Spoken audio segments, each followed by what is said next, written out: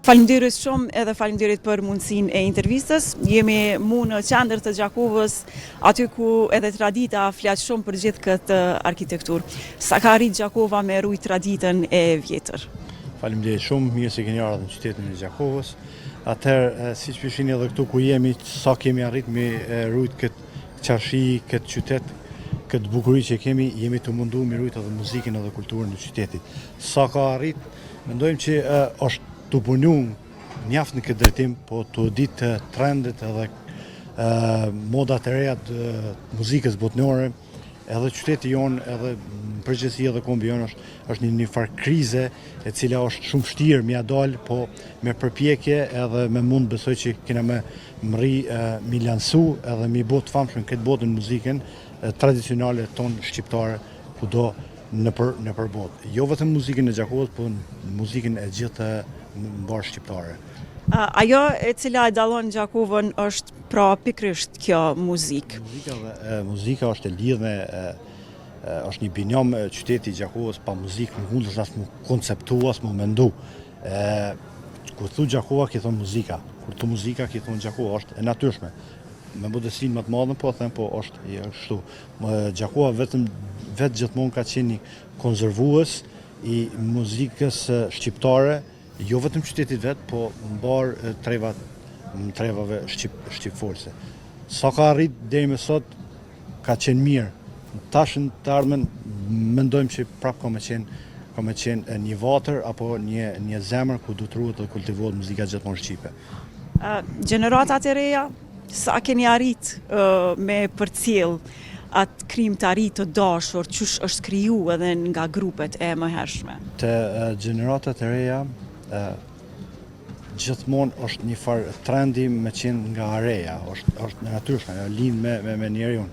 Mirë po, apo lansohet edhe apo ruhet muzika e vjetër qytetare, mendojmë që po. Është një grup i veçantë në qytetin e Gjakovës, si që keni pa dhe ju, grupi Rilindja që me fanatizëm është të rujt muzikën e bukur dhe muzikën e pastër shqipe. Krahas aty në ka dhe grupe tjera që janë domethënë më të vjetër me moshë, që ata ruajnë me fanatizëm muzikën domethënë qytetare, me shqipe, po edhe muzikën gjakovare. Çka është duke me që jemi në ditët e sotme të digitalizimit, qoftë edhe të muzikës, kemi pa që tash edhe inteligjenca artificiale tashmë ka fillu veç se me i kriju edhe këngë të ndryshme, po përpunohen gjithë ato këngë të vjetra në një stil modern.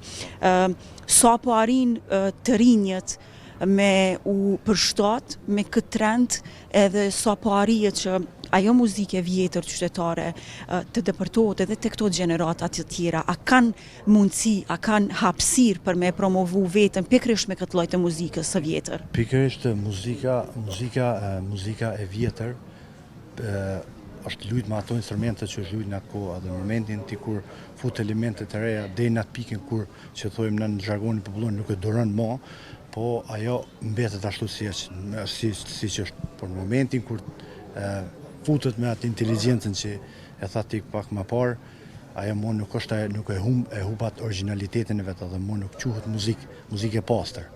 Sa duron, a është në krizë për shkak kësaj? Sigurisht që është në krizë. Mendojmë që ka me pas gjithmonë ka me dalë dikush një gjenerat, një grup që ka me rujt prapë se prapë në atë formën e vjetër si ka qenë. A dalin ato gjenerata prej familjeve të cilat vetë se e kanë kultivu muzikën e vjetër shqiptare, apo dalin të rinj të cilët e kanë në gjak? Patjetër që gjithmonë ka me pas, jo vetëm prej familjeve, prej rrethit, prej komunitetit, ato lindin si një filizat që të ti kur nuk e pret. Grupi Ashikët dhe para 5 viteve ka qenë grupi i vetëm karakteristik me mandolina në qytetin e Gjakovës. Edhe në bisedat me ta gjithmonë ata kanë pas një breng që ne kemi me qenë fatkesisht fundit që kemi trashëguar këtë muzikë. Po ja që doli një grup tjetër, siç e thash pak më parë, grupi Lindja, i cili po ruan dhe po trashëgon edhe shumë kush për qytetarëve të Gjakovës, po thotë që Gjakova ose muzika e vjetër e bukur shqipe e ka hek dertin për 30 vjet të ardhshme. Kjo është e bukur. Ekziston pra ky grup. Gjithmonë ka me pas diçka që ka me dalë, që ka me zaventu dikon. Profesor, sa ato grupe të vjetra, të rinjët i njohin, cilat kanë qenë ato grupe në atë kohë? Fatkeqësisht nuk i njohin.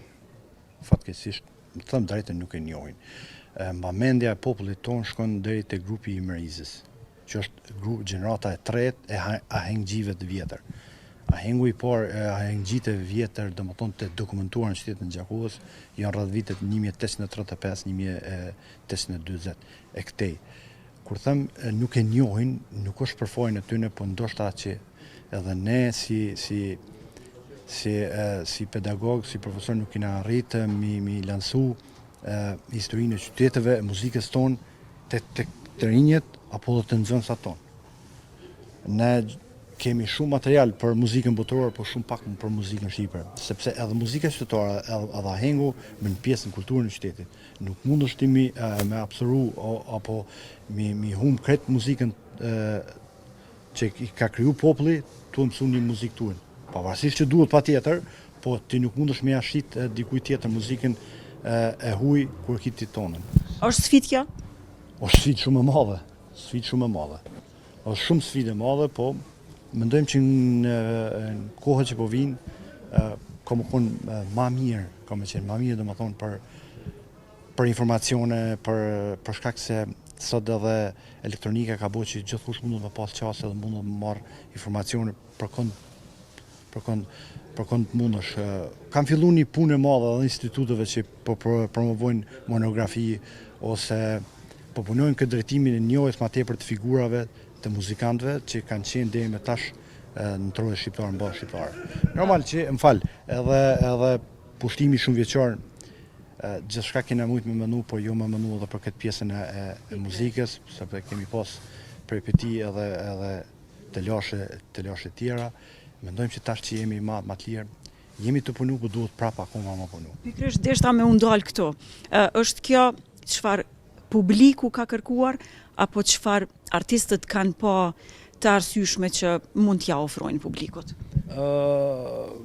Gjithmonë publiku është ndonë në disa pjesë.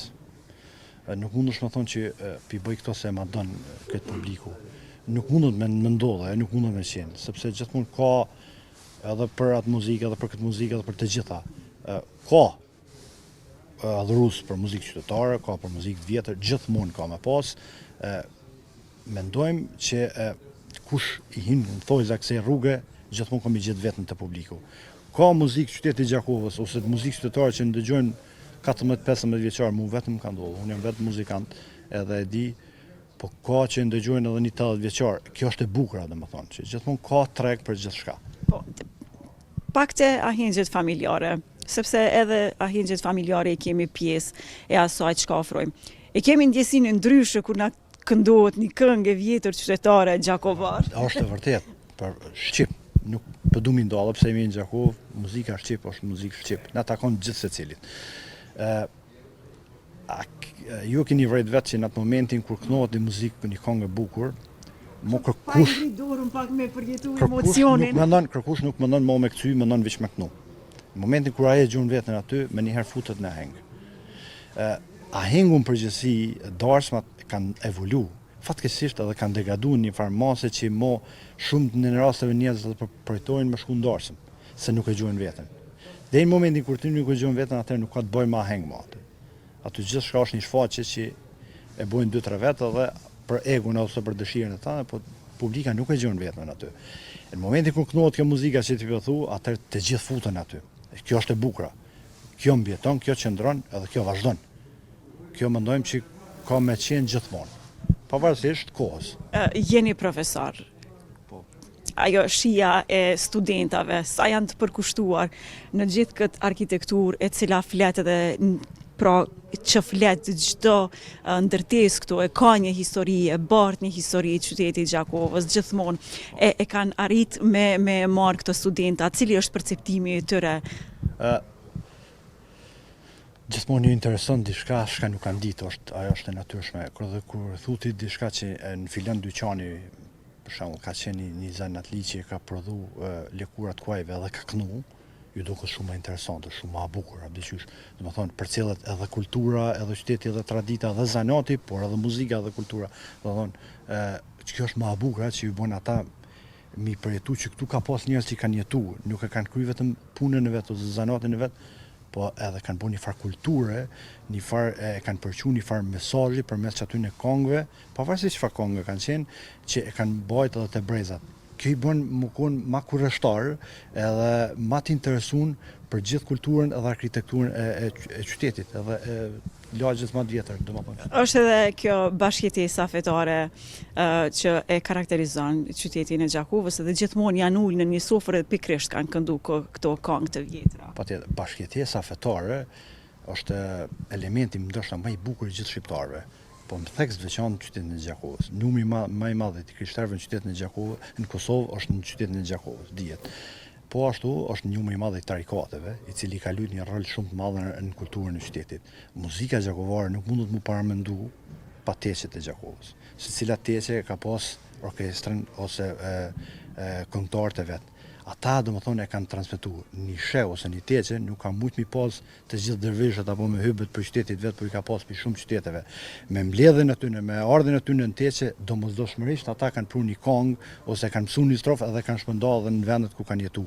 Kjo domethënë ai komunitet ka luajtur një rol shumë të rëndësishme për zhvillimin e muzikës dhe të kulturës. Domethënë nuk ka qenë vetëm teqe që ka shërbyer për besim, por edhe për kulturë. Domethënë pa vetë dijen e tyre, ata kanë shërbyer edhe në këtë aspekt. Pavarësisht që i kanë krijuar edhe shumë këngë, edhe shumë ilahi që sot na i knojmë në përdorsma, i të gjithë i knojmë, po e kanë një tematikë që nuk i kushtohet ndoshta edhe femrës, po i kushtohet edhe simpatisë ndaj mashkullit. Jo në atë formën qysh e perceptojnë shumica, por në atë formën e dashurisë, domethënë tu respektu mashkullin si një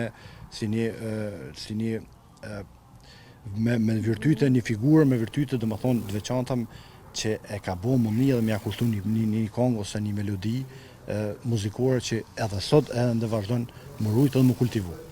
Cila kish me qenë ai mesazhi yt për gjithë ata të ri të cilët kanë potencial për këtë lloj të muzikës, për me rujt traditën gjakovare? Kur se dën veten, nuk dënë si huj. Bota ty dënë qështu qështje. Për muzikën e huj, ata i kanë të vetë dhe nuk është interesi mo ti mja bo muzikën atyne. Nuk po thëmë që mes mi njoft, po duhet tonën, qmojt tonën, se kanë me qmu dhe të tjerë. Kultivoni muzikën e pasër Shqipe, me theks të veçantë ata që janë në Gjakovarë, ta kultivojnë muzikën e vjetër qytetare, gjakovare. Qofse na arrujmë, kanë me na lavdu dhe pasarësat tonë. Qofse na humbin, nuk kanë me na bo allalas ata. Profesor, unë po të falenderoj shumë për gjithë kohën edhe që paka shumë transmetuam informacionit interesante edhe të mira të cilat vlejmë për qytetin e Gjakovës, përderisa na po vazhdojmë të shijojmë këtë arkitekturë të Gjakovës. Të falenderoj edhe një herë. Faleminderit pra që keni ardhur, deri në keni qelë sa herë të vini këtu ju presim. Me kënaqësi më të madhe. Faleminderit shumë. Faleminderit juve.